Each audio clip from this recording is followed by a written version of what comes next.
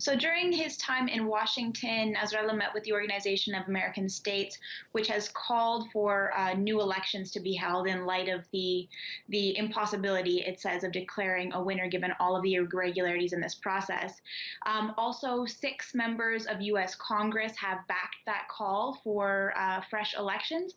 However, as you mentioned, the United States is set to welcome the announcement of Hernandez as president, which is not surprising, given that Hernandez has been a close ally of the United States in these years, but it also obviously goes against the OAS position.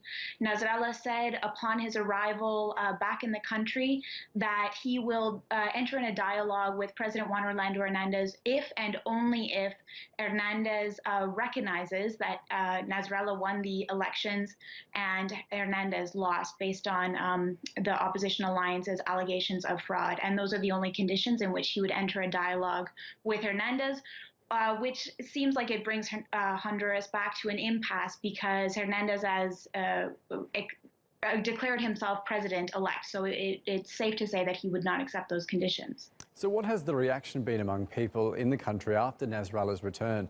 Are there any calls for more protests? The protests have really been ongoing, basically since the election and again renewed since the announcement of the official results handing a win to Hernandez on Sunday night.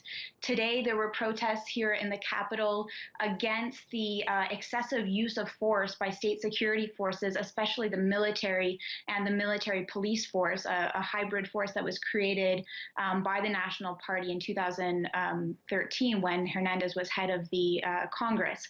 So this was basically a vigil for the victims that have died at the hands of state forces in these couple weeks of protests. That number sits at least 25 people killed, but local groups are talking about the number actually being in the 30s. So we'll have to wait and see what human rights organizations confirm with respect to the death toll. And protests are expected to continue. Tomorrow there's another call for protests in the Capitol at the U.S. Embassy, condemning the U.S. support for Hernandez.